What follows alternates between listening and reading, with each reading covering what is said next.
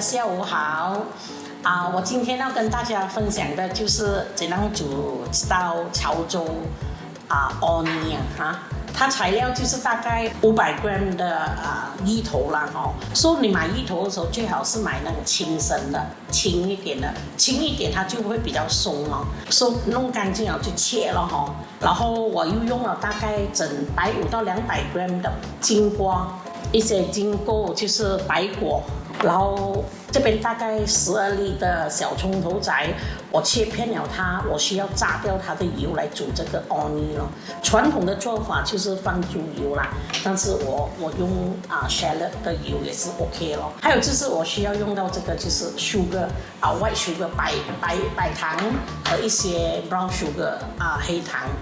这 brown sugar 就是随便2个白糖都可以，看个人的喜欢咯。1小匙的pandan leaf 啦所以如何清理这个白果呢这个是买遍了的啦它就是壳已经剥开了的。所以这边这个白果中间有一个芯的，所以这个芯我们一定要把它弄走它。假如你没有弄走它呢，它都是基本是苦的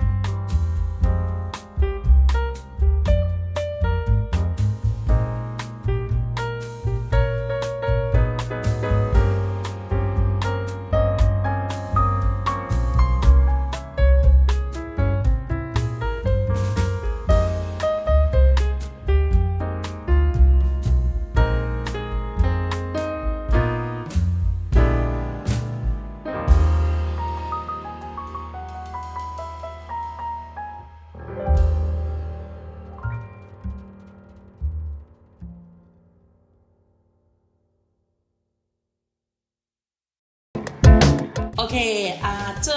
潮州芋泥就大功告成了，这个分量大概能够做2盘的分量OK， 所以你可以试试一下谢谢大家收看这一集的方太好厨艺3餐无忧虑。如果你like我的这个潮州芋泥的话你可以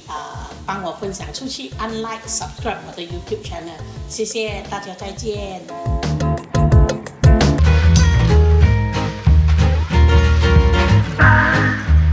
Ba ba da ba ba ba.